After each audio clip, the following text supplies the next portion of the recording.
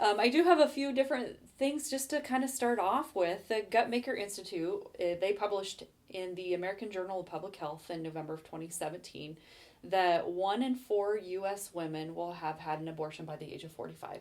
So it's a huge number, and we'll talk a little bit more about even what that looks like within churches Right. itself. So, kind of the topic that we've said is the political right believes that there's a high value on the sanctity of life in the womb. Mm-hmm. They believe in taking care of the least of these. The moral argument is to stand with the weak because they're unable to speak for and defend themselves. Right. And then some have even argued that a vote for the Democratic Party is equivalent to a vote against Jesus. Sure. But then the political left, let's talk about Yeah.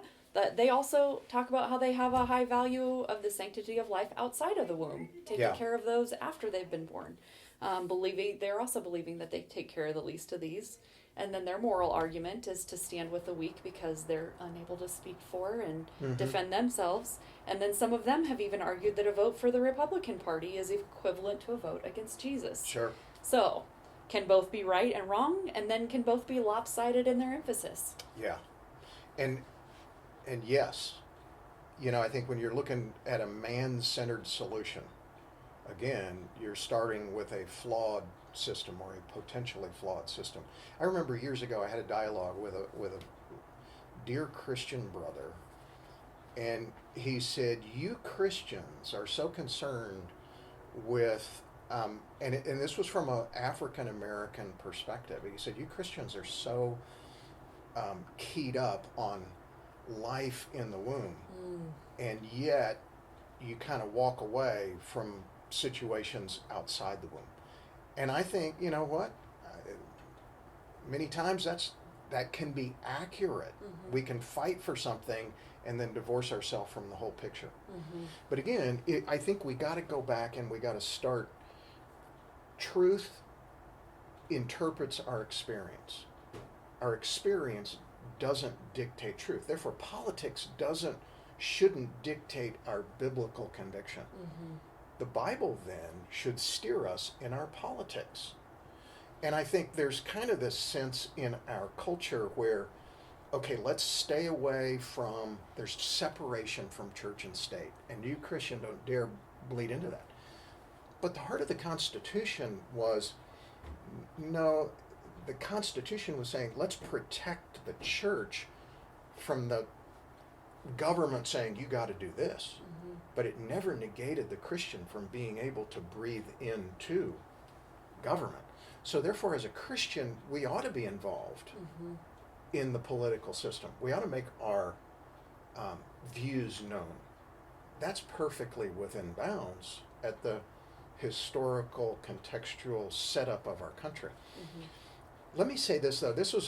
In seminary, I had the privilege of sitting under one of those guys that's just like, this guy was just really a genius. Norman Geisler helped shape my idea about ethics. And he always created this idea of there's a greater good that the scripture teaches, not a lesser of two evils. A lesser of two evils says, okay, you've got these two choices, but both of them are evil. Well, wait a minute. No, God creates scenarios where there's always the greater good. And so I believe the Bible gives us greater good in any situation we deal with. And that's true for how we deal with abortion. There's always a greater good that I think the scriptures guide us to.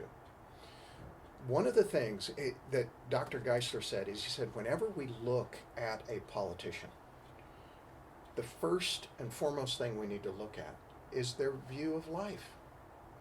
Not their all their rhetoric, but at their core, how do they value life? Because if you can compromise your position on life, then what else are you going to compromise? Because life is of highest value. God is the creator of life.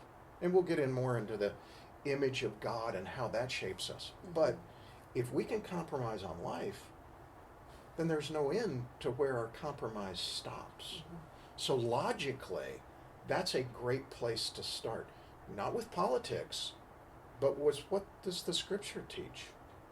So, and by view on life, I'm assuming you're talking about view on life from the very beginning to the very end. Absolutely. Okay. Absolutely.